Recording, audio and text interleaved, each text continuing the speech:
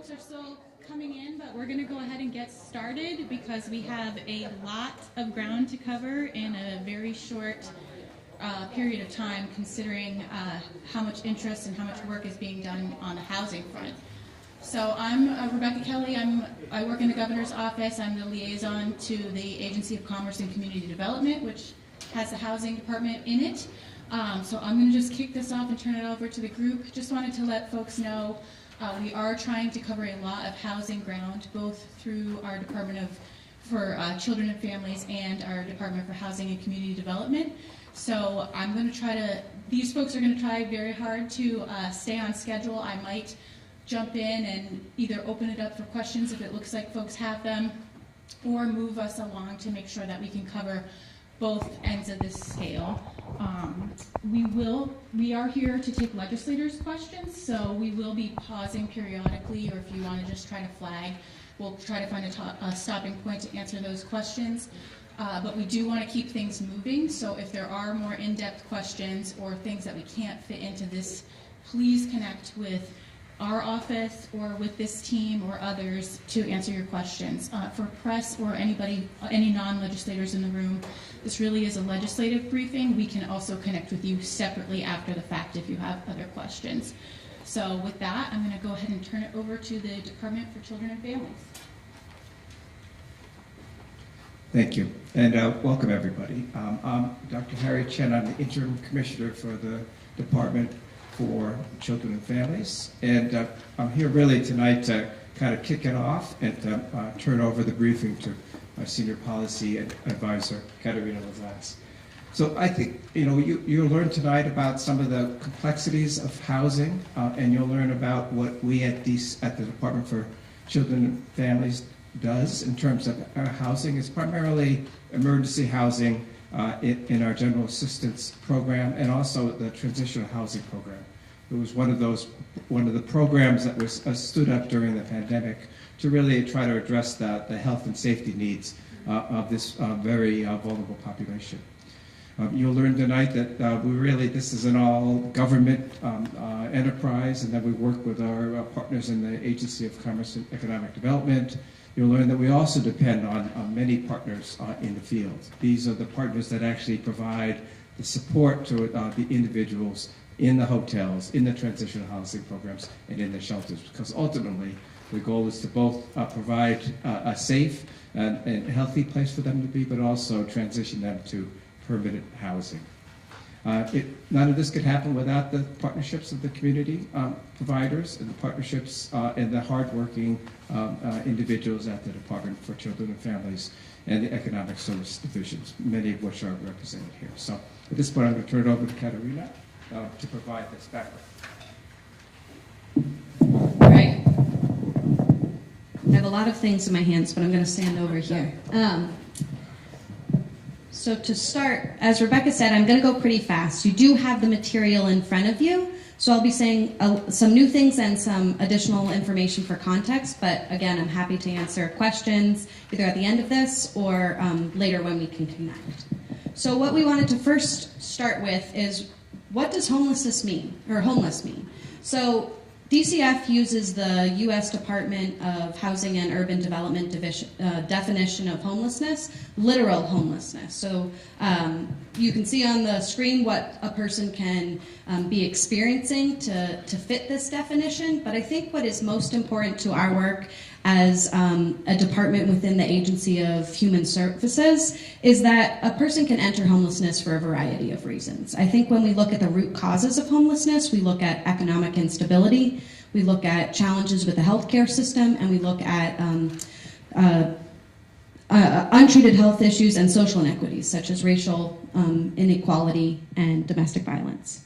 And then I would just like to underscore the presentation with saying, the housing crisis is faced by all Vermonters, average Vermonters included. So when we think about finding housing for someone who is experiencing homelessness, it's often even more insurmountable for them. And then when you couple that with experiencing, other challenges, social challenges or health challenges, that can seem even more difficult.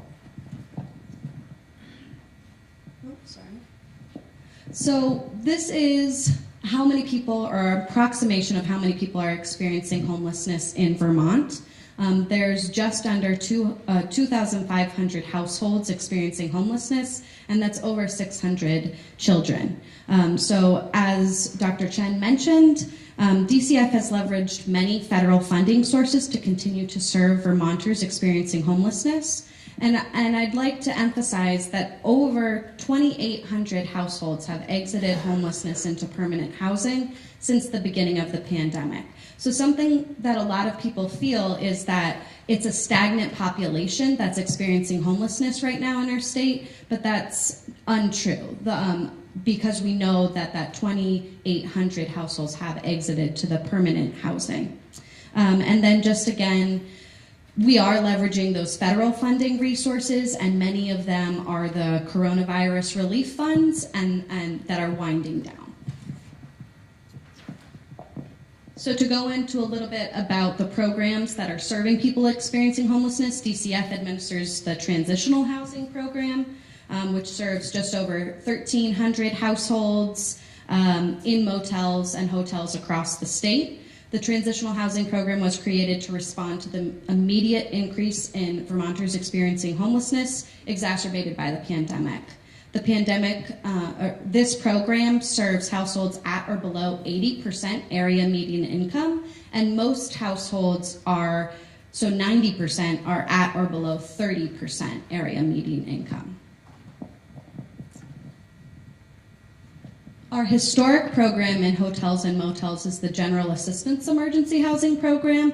This serves just under 500 households right now, and you have to meet very specific eligibility requirements that also come with a certain number of days that you receive those services. In the winter months, we do have an adverse weather conditions policy that expands that eligibility, which is why we're seeing a slight increase right now of the households served.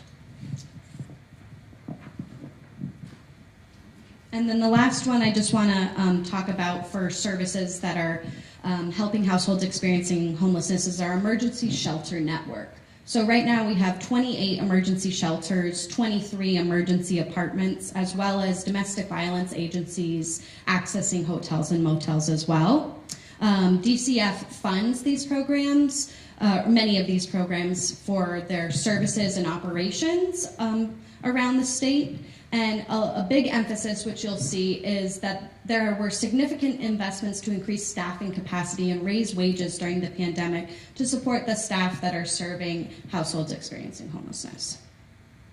The next few slides I'm going to go through kind of quickly, but they give you a better idea of what people are facing in addition to homelessness. So you'll see that people being served in our shelter system a lot of them are experiencing chronic homelessness, have a mental health disorder, a substance use disorder, or another disability. And the disabilities are self-reported. You'll see the trend over time. There was a steep increase in the data on the number of people experiencing homelessness in 2021, and that correlates with the beginning of the pandemic when the data was collected to when we expanded eligibility for our programs. So this information is collected at one point in the year, in January of every year, so that's why you see the increase then.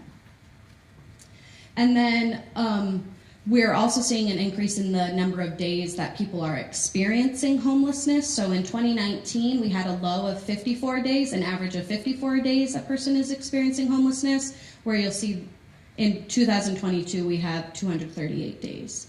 Why am I telling you this? Because DCF uses the framework of what is a solution or end to homelessness is keeping it rare, brief, and non-recurring. So when we look at the number of days someone is experiencing homelessness, it's indicative of other pressures that people are experiencing to that exit, such as an affordable unit to exit into.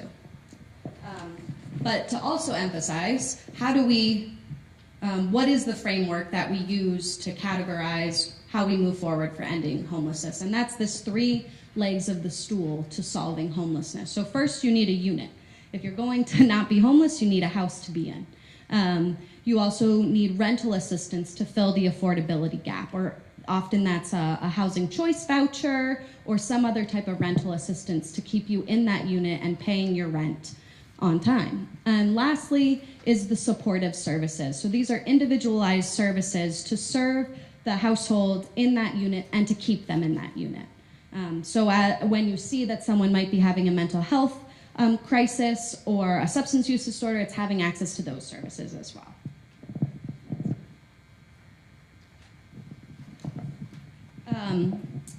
To talk about what we did over the COVID pandemic response is that we did stand up a lot of efforts to continue to serve individuals. So we expanded our motel voucher program, as you could see in the transitional housing program numbers. And that was initially the response to COVID, to keep people safe and healthy in those non-congregate settings, especially at the beginning of the pandemic when we didn't know as much about COVID-19. We had alternative COVID-19 isolation and quarantine housing for people who experienced COVID, for a place for them to be, to keep those other resources safe and healthy for the people who didn't have COVID. And then we've had additional supports for our shelter network. So there were regular calls with the shelter network to have on the ground support for them, training, supplies, rapid response, etc. You have the packet. Oh, sorry, this slide's like this, but this is to show how many number of projects and programs that we stood up over the course of the pandemic, mostly with federal funding to support these programs to advance our efforts to serve this population. Oh, and one more. Once we determined that the federal funding would wind down during this fiscal year, we held a number of community engagement meetings across the state. And we had 14 meetings with housing partners and service providers. It was attended by almost 100 community organizations with over 300 attendees. I guess when you get the electronic copy, you can have the real link to the summary. But those meetings helped us determine how we're moving forward with a lot of our efforts, keeping in mind that three leg of the stool, but also direct community feedback for what we should do next. And then I just wanted to talk about some of the strategies that we're working on right now. So when we talk about local collaboration and coordination, we have the homelessness healthcare capacity building projects, which are linking DCF with VDH, the Vermont Department of Health, to coordinate care for these households.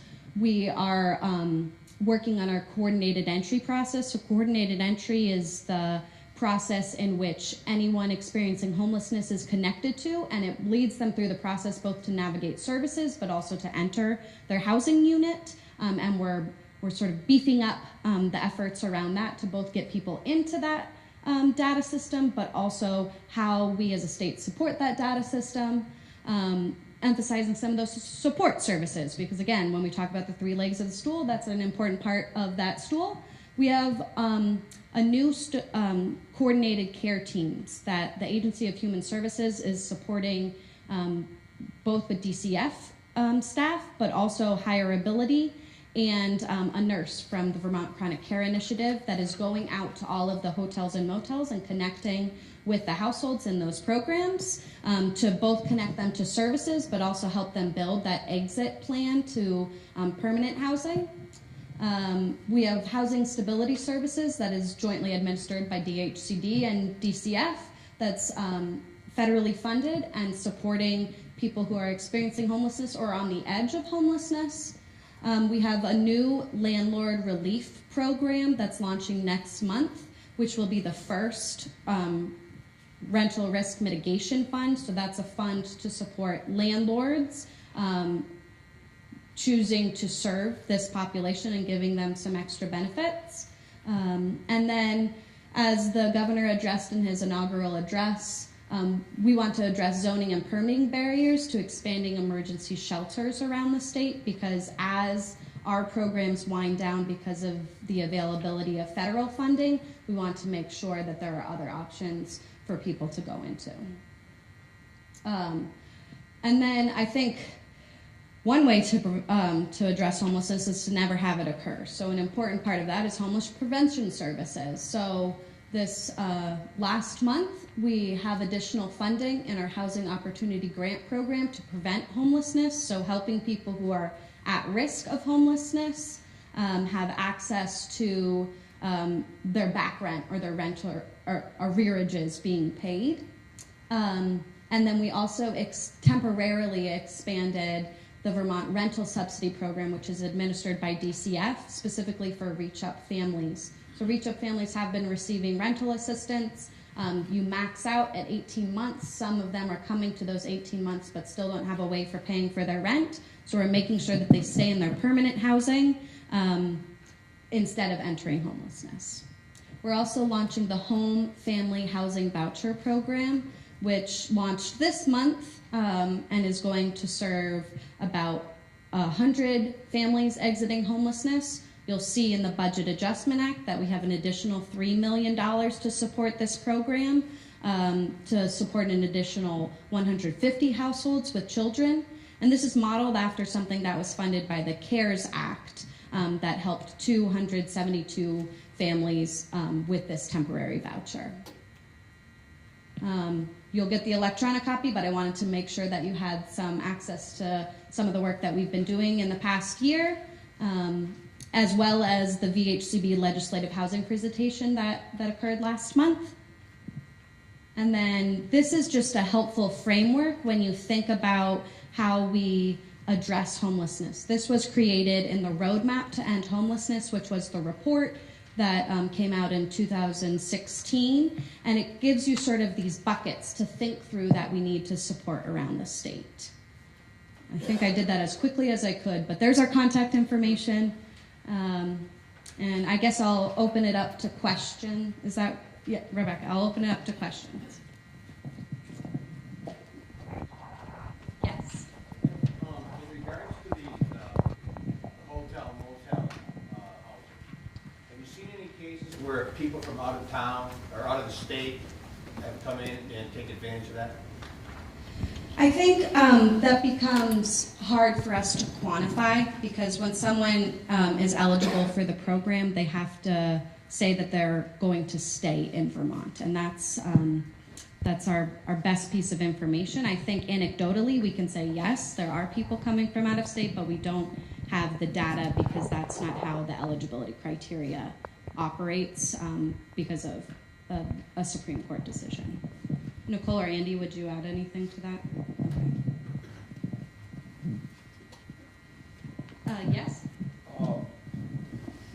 In all your figures you showed today, I wondered, are we paying for homeless to stay in our hotels now? Is the state paying for that now, or is that reverted to federal, or just, or maybe we're not paying at all? Could you clarify? No, I'm happy to shed more light on that. Right now, it's mostly federal funding going to that.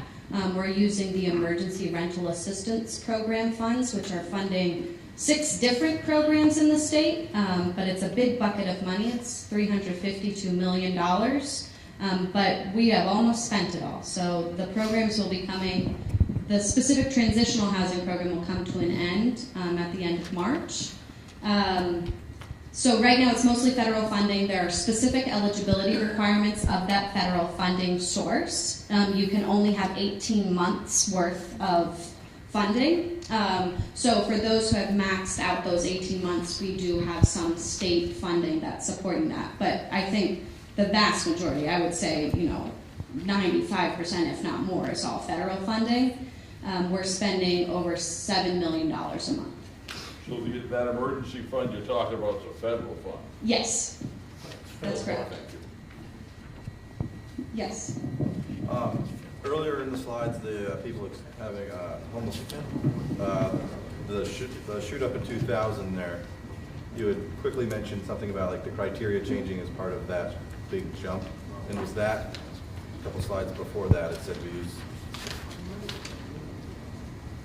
literal homeless, category 1. Did we use a different category and that's more people qualified, or what was the? So this was, The point in time count occurs in January.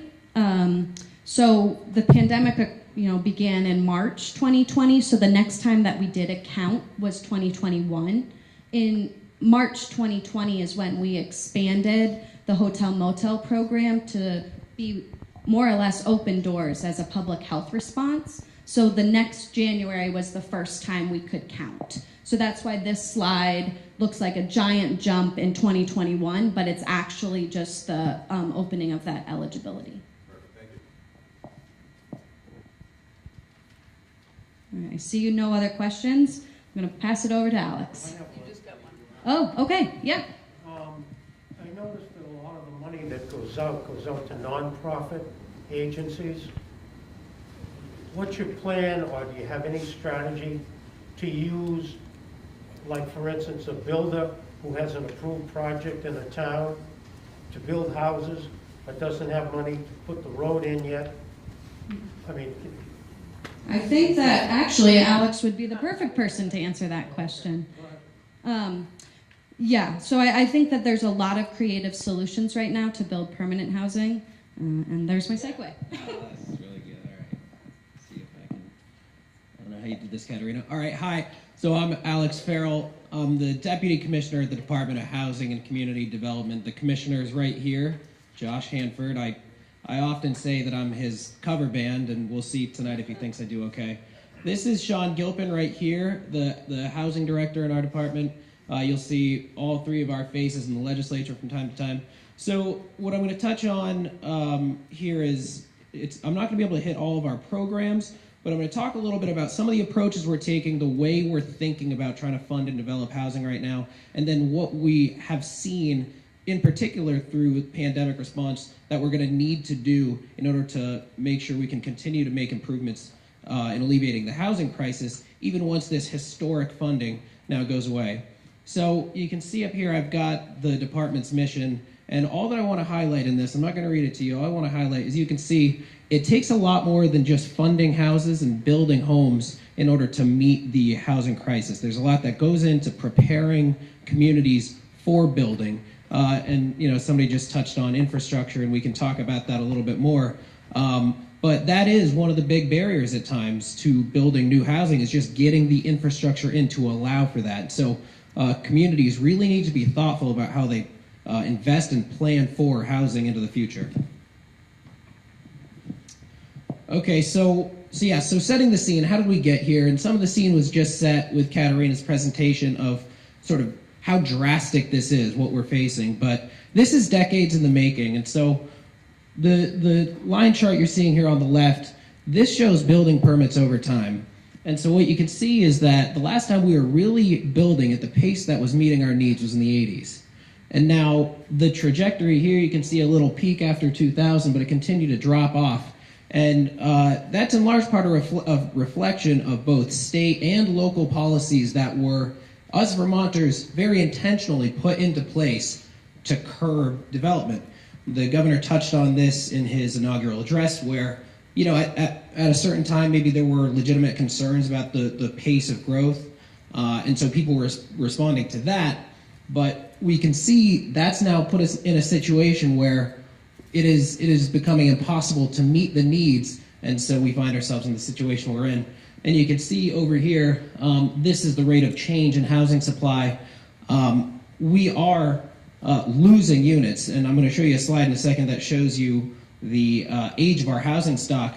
Building new units is not necessarily going to equate to net new, because the age of our housing stock, we do lose housing units, and Vermont has one of the oldest housing stocks in the country.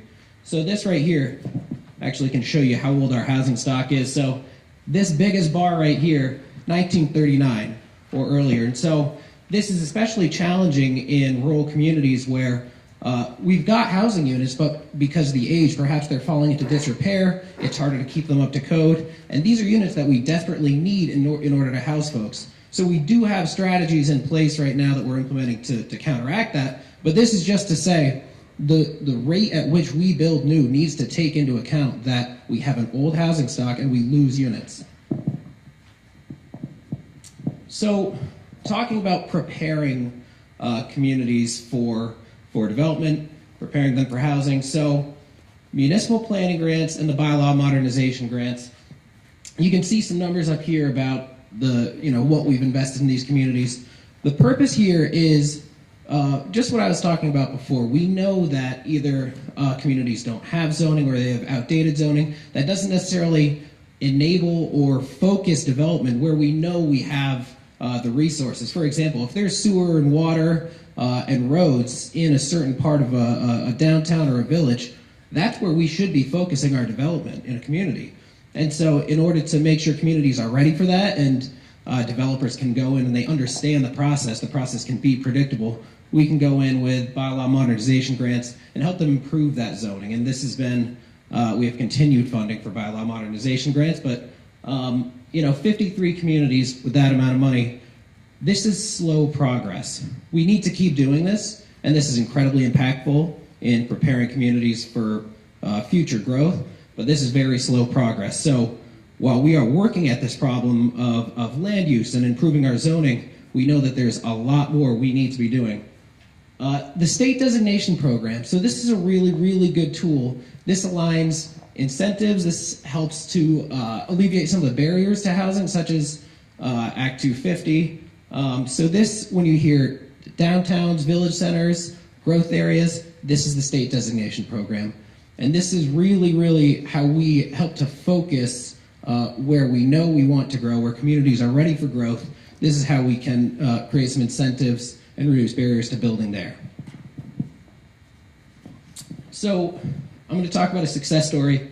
So the pictures you see here are from Bristol, and this is sort of just a tale of how a community has really planned for growth. They recognize the need to reinvest in their community, and they now haven't stopped. So the first picture in the top left, that's Bristol in 1979. And if you look at that downtown, that might not necessarily be a place where you want to spend time, where you want to open a business, where you'd want to rent an apartment. So Bristol, through very thoughtful investment and sort of re-engagement with their downtown, you can see now this was taken right before the pandemic.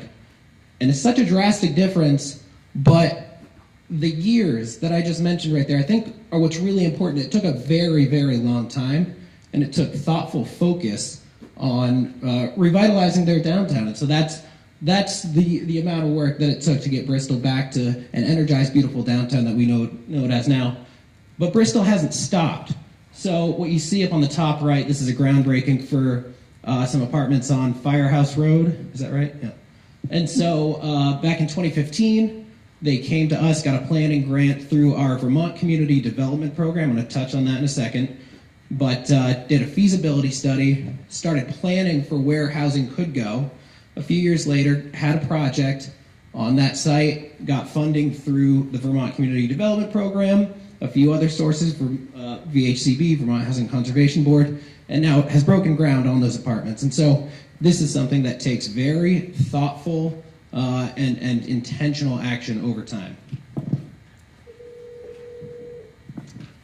I think somebody's calling us. Okay. All right, good. They didn't want anything. So VCDP, I bet a lot of people in here have either seen VCDP project or have some experience with community development block grants. But so Vermont Community Development Program is housed within the Department of Housing and Community Development. So this is funded through HUD, U.S. Department of Housing and Urban Development, through the Community Development Block Grant Program. And so this is our sort of ongoing annual federal allocation that we get. This is a program that we've had since the 70s and consistently funds between $7 and $8 million. But just to make the point that this is a program that we really have to work with other funders, and we leverage private funding in order to help development happen. So the numbers you see up here, $6.1 million invested. This is during program year 22. And then the private dollars that are leveraged as a result of that. And that, also is paired with Vermont Housing Finance Agency's tax credit, low-income housing tax credit. It's paired with Vermont Housing Conservation Board. So people utilize this program because it can really You can use it whether it's for infrastructure for housing, for a community space, or for an actual housing project. It's very versatile, but funding and the funding stack can be really complicated, and this can be a really crucial tool. So now just touching on an example of a success story that CDBG and the Vermont Community Development Program was involved in. So, I talked before about how VCDP could be used for both planning and then actually investing in a project, and that happened in Bristol. And now this is a story about Putnam Block down in Bennington, and while they didn't use VCDP for a planning grant, this was very intentional action by Bennington to focus on Putnam Block, which is right in the heart of their downtown, very visible, and really a reinvestment in the Putnam Block. This 4-acre section was a reinvestment in the entire town of Bennington. And so this required 17 different funding sources.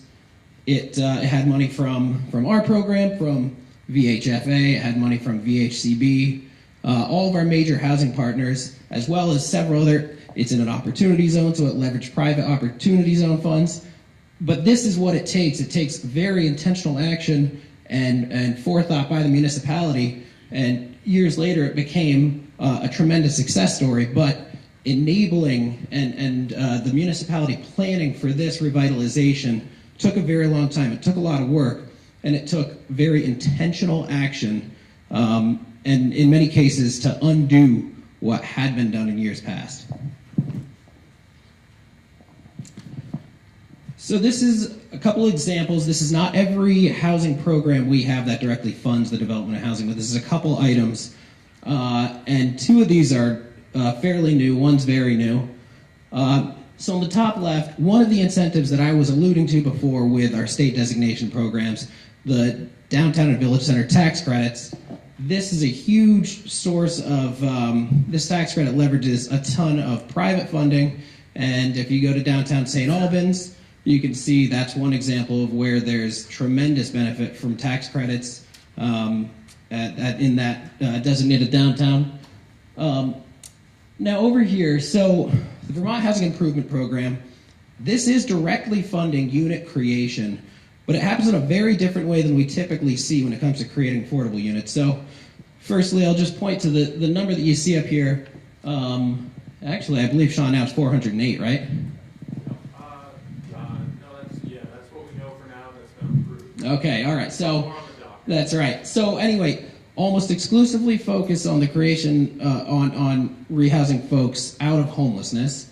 And this is happening at, see the average cost right here, $31,000 per unit. This is a program focused on bringing back online units that have fallen out of disrepair or creating an accessory dwelling unit. So this $31,000 is more significant than it might appear. At a time right now when we're seeing new unit creation anywhere from $300,000, $400,000, $500,000 for a single unit, even in a multi-unit building, to be bringing units back online at $31,000 a piece and focusing on rehousing folks out of homelessness, housing refugees. That is a tremendous tool that we now have in our tool belt. A new program that's it's still in the pilot phase, and it just started accepting applications. The Missing Middle Homeownership Development Program. So this came out of the recognition that there's a math problem right now in developing single-family homes. And what that math problem basically is that we cannot build affordable homes for the moderate income person, somebody making around the median income for an area. Now we focus so many of our housing funds on folks that are low income. Sort of a loose definition, we could just say 80% of the area median income or below. Oftentimes focus on extremely low income, which is far lower than that. But that is only helping one part of the housing spectrum. And if we're going to solve this crisis, we're going to need to make sure that we don't choke off a certain part of that spectrum. And so this, in addition to continuing to fund things like shared equity or serving folks at 80% or less of area median income, this is a program that is helping not only to fund development, but also subsidize buyers up to, on a sliding scale, just over the median income. So this is a recognition that for workforce development, for the sake of allowing our population to continue to grow, we need to fund all parts of the income spectrum when it comes to housing and helping to get those folks out of rentals and into home ownership.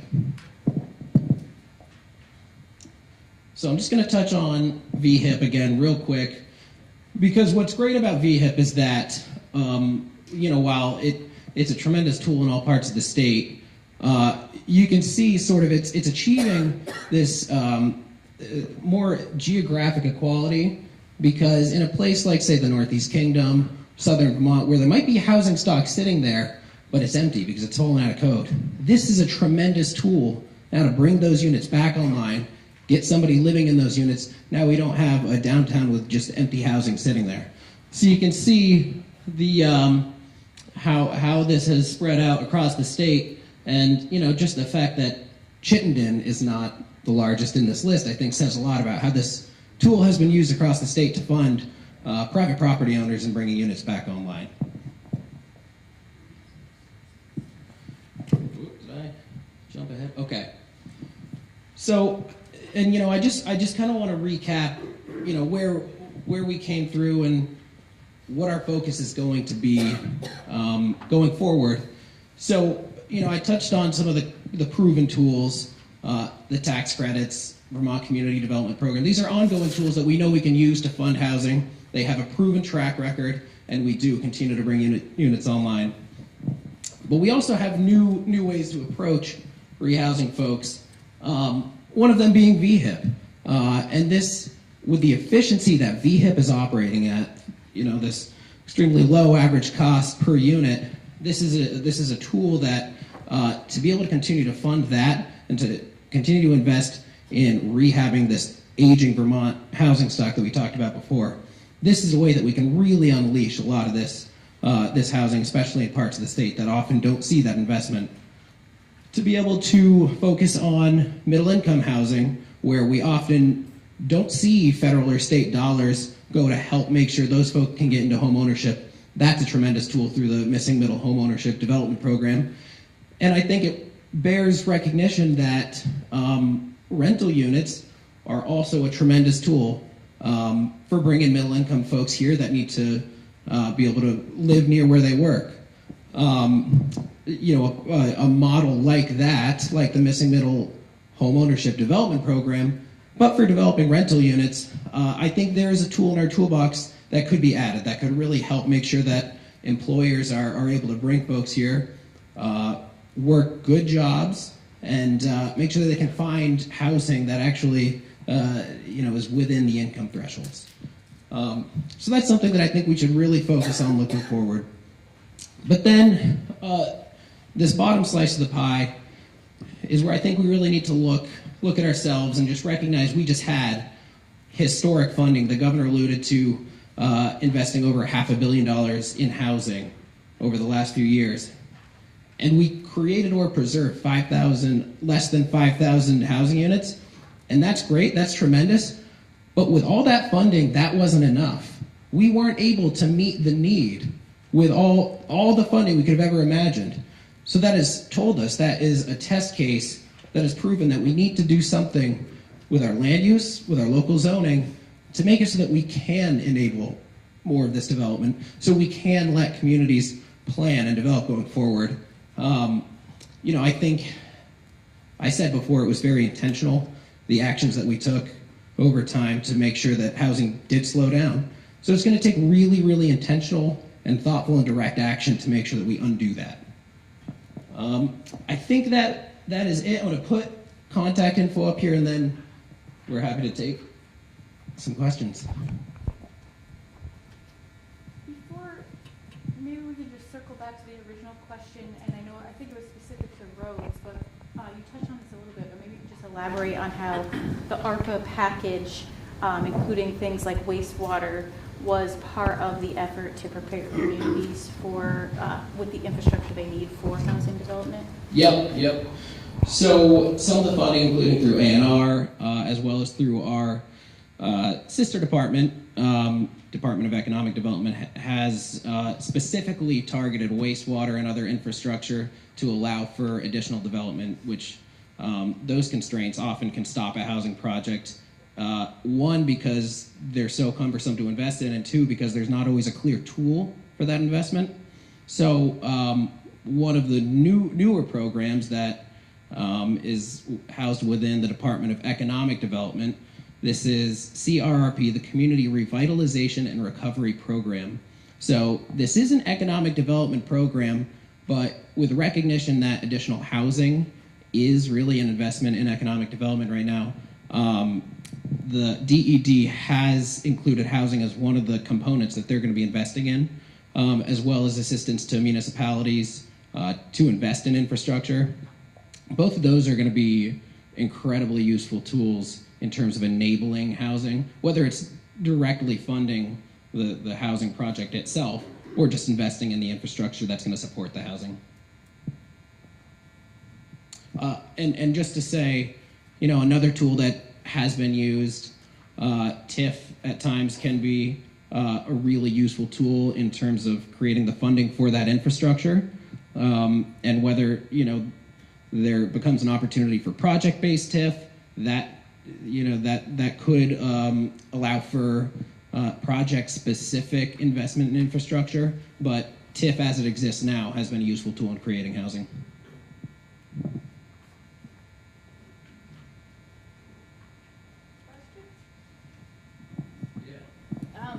Do you have goals in terms of new or renovated housing required that would include geography and income levels? And are you tracking new and renovated housing and housing that's provided by employers or colleges? Yeah, so I think there's a couple components to that question. I think one of them is sort of the geographic distribution of new units. You know, when it comes to sort of tracking new units, outside of those that we or our partners invest in or have some investment in a project, we may not necessarily capture all unit production aside from being able to track building permits. That has a few year lag, so we might not know all unit creation from this past year until later this year. You know, as far as sort of geographic equality and making sure that we're having an equitable investment across the state, that is top of mind for the governor in terms of making sure ARPA funds are invested across the state. But beyond that, we, you know, Department of Housing and Community Development, we are constantly meeting with VHFA, Vermont Housing Finance Agency, and the Vermont Housing and Conservation Board, who are the other major funders. And we discuss exactly this. Who's funding what projects? Where are we funding them? Where have we underinvested? Where are there projects that need additional help because of where they're located? So, you know, as far as specific number goals, you know, I think we really just look at equitable distribution of investment. And, you know, we have at different points set specific goals for housing creation. I don't know, Josh, do you want to touch on any? I was just going to add, you know, the goals for how many units we need. You know, part of the challenge is we can't meet those goals with just the public investments we have. Yeah. The private market needs to work and solve some of this problem, and it's out of whack. Before the pandemic, our housing needs assessment, we do one every 5 years to get our federal funding from HUD that supports the Emergency Solutions Grant Program, the CDBG program, the Home program that VHIP administers, and several other, requires us to go and do basically a needs assessment of the housing stock, rental, homeownership, every 5 years. And at that point in 2019, we needed 5,800 new units just to meet the current demand. I would guess we're probably at 10,000 units at this point because we've had, you know, nearly 5,000 new residents move into the state. But I think what we're experiencing is, despite $500 million, and that's just housing construction dollars, there's probably another $500 million for support services, rental assistance. We're not able, as the public, to fund every single unit of housing we need. It needs the market needs to work too, and that goes to that underlying issue of our communities need to be prepared with water, sewer, roads, broadband, plan for that, help support it through all the different programs that exist so that new housing can be built. And our land use regulatory, both at the local and state level, have to be more welcoming for housing development. Because right now, there's many barriers and costs that make that market response not work. We're not alone in this. There's other parts of the country that are experiencing this, but we had a cost analysis of our housing done also right before the pandemic that showed that Vermont's cost to build housing was rising faster than our other New England states. So this has been brewing for a long time. And to touch on the logic that led us to the creation of the Missing Middle Homeownership Development Program, when it's costing about $400,000 to create a single-family home that's a modest home, 2 or 3 bedrooms, that you would think would be aimed at somebody making about the median income of the area, but you can't sell it for what it cost you to build it or to develop the land. That's just, there's a gap right there in that market. And so, yeah, this pilot program is one step in seeing can we meet that need by helping to fund the creation of these units as well as the purchase, but it's clear we're never ever going to be able to have enough money to put into that program to be the only solution. It's got to be a tool, but we've got to really be able to unleash all the private investment and allow development to happen in thoughtful ways. So over here. So based on that comment and based on the Commissioner's comments a minute ago, U.S. economy is basically a supply-demand response environment. So what's inhibiting the private industry from investing in these programs, in this construction, without state incentives? I think there's always going to be a role that incentives are going to play in certain types of housing, but there's also a very clear role that land use and zoning has played in getting in the way of these things, because in order for a certain project to pencil out, perhaps housing needs to be more densely built or more concentrated in a specific area, but if zoning doesn't allow for that, the type of building that will currently only be the type of new units that will create the positive cash flows needed to actually build it, well, then we're just not going to get the building. A builder can't always rely on public funds to come through to make up that difference. We can do our best with it, but we just had more public housing funds than we're ever going to have again, and that still didn't quite do it. Yeah, I mean, we're in a scarcity, situation right now in our housing stock, and so it's driving costs up, whether it be rents or homes for sale. People at the top are still finding a home to get built for them. But when those numbers, it literally costs you more to build a home than the average family that earns 100% of area median income can afford by over $100,000. I'm talking a 2-bedroom ranch. It's so out of whack that we need some supports in the system to make that possible, and we need longer-term changes to our building environment in this state. One of them being regulatory. Another, we need more workforce. We need there's lots of things. The 5 L's of building. A lot of those are out of whack right now. Some of them are temporary, as far as cost of material and the cost of labor, but a lot of them have been here for a long time. And so the main point is we can't just throw money at this problem and expect we're going to solve it. We've got to do these other things that are foundational and structural to how we got here. So my previous question, if I had a builder that had a project that was approved, been approved for 10 or 15 years, hasn't been able to start it because he doesn't have the money to put the road to get it started, is that something that you people would be interested in? Some, yes. I mean, I've talked to many of those builders that they literally have a parcel, they need to put the infrastructure in themselves because X city or town no longer does that as part of their sort of municipal management, and so they're looking for funding. So we have probably 5 or 6 different sources you can go to get some of that. Some of it does come with a lot of strings and it takes a lot of lead time, but if you have someone that's in that situation, we certainly can try to direct them to where our sources are to help. I think what Alex was saying is DHCD does not have some of that big investment money. We have the VHIP program, we have this federal community development block grant program, which municipalities can apply for to put the water and sewer and roads in to help, but it's a fairly complicated federal program.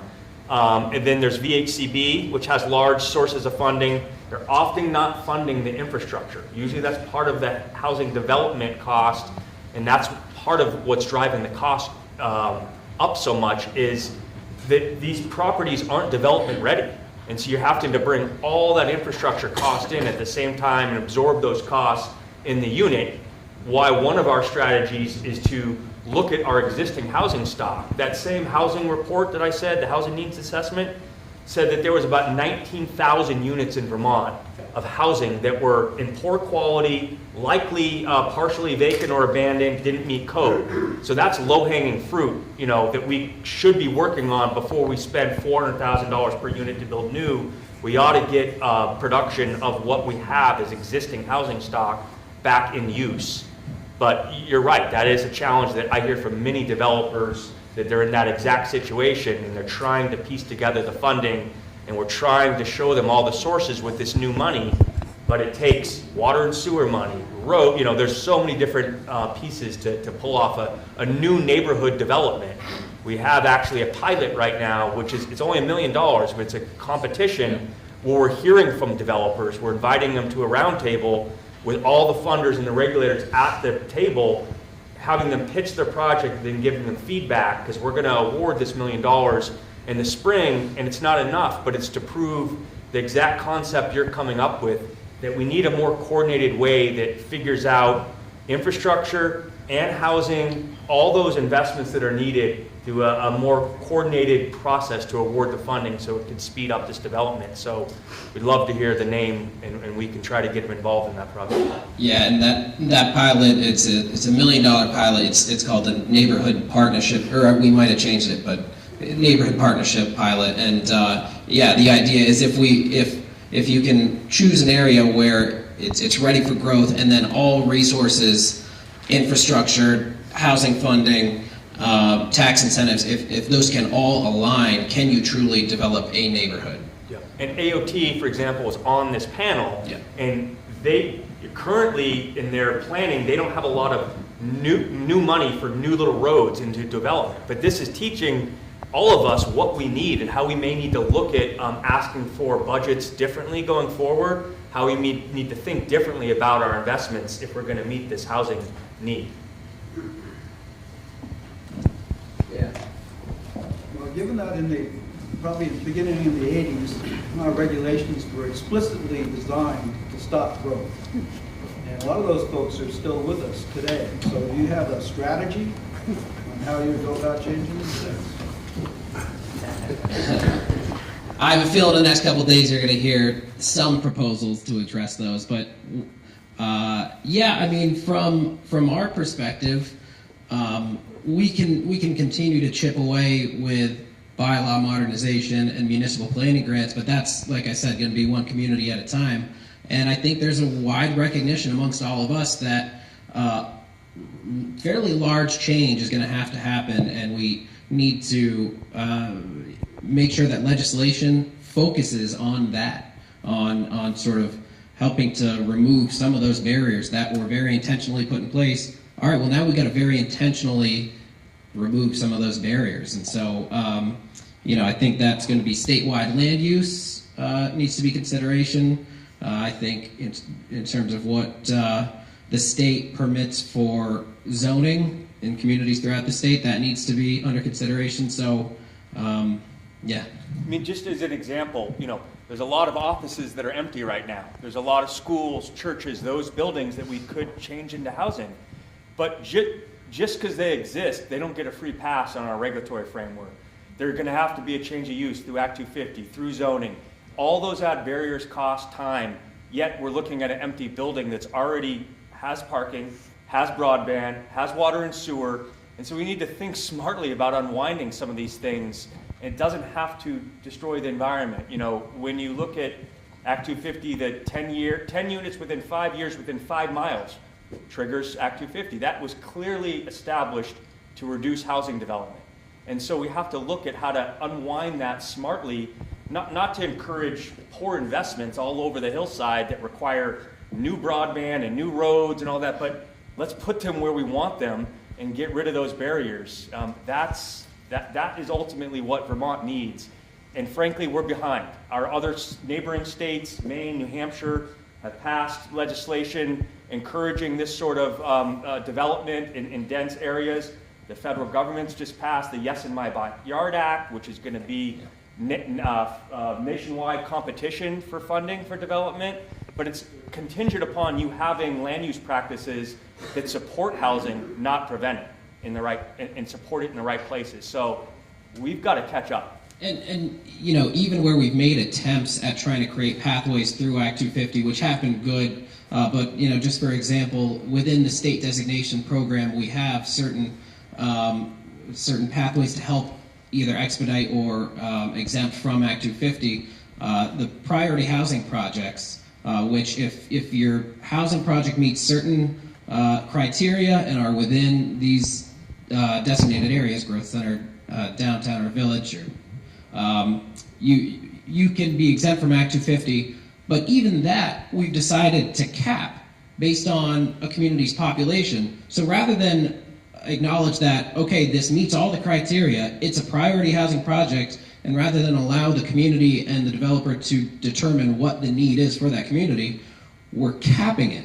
And we're saying, if you create more housing than this cap, now you've got to go through Act 250, even though it's in an area where we already decided we want growth. We've invested in the infrastructure for growth. We should be enabling and encouraging growth so that we don't sprawl more broadly outside of the built infrastructure, but we're still capping it. We have about 2 minutes left. So in any remaining questions, just connect with us after the fact. Okay. How many units have we built in the past couple of years, and what percentage of those units are occupied by the target population? Do you have any idea on that? I think that, so with the funding, with the affordable housing investments we've made, we're predicting we're going to produce 4,000 units of affordable housing, with about a third of them designated to folks exiting homelessness. Not all those are built yet. About half of them are built. But that's just our public investments. There's other housing going on that's being built out there, but it's not going to those least, those at the most affordable. They're not going to those that need the most affordable housing. So that's why we're injecting this funding. But we need a lot more than that. And that is triple. We've been producing 3 times as much affordable housing over the last 3 years than we did prior to the pandemic with all this investment. So how much of that is occupied? Okay, you've got 4,000 units. 2,000 about occupied? 2,000 has been built and is occupied. Okay. Yeah. All right, I think that concludes our time. So I know there might be a lot of lingering questions. The contact information for everybody is on the handouts. If you haven't had those yet, Amanda has them for you. And we're happy to answer your questions, give you more information throughout the week, throughout the session, however we can be helpful on this topic. Thanks for coming. Yep. Thank you.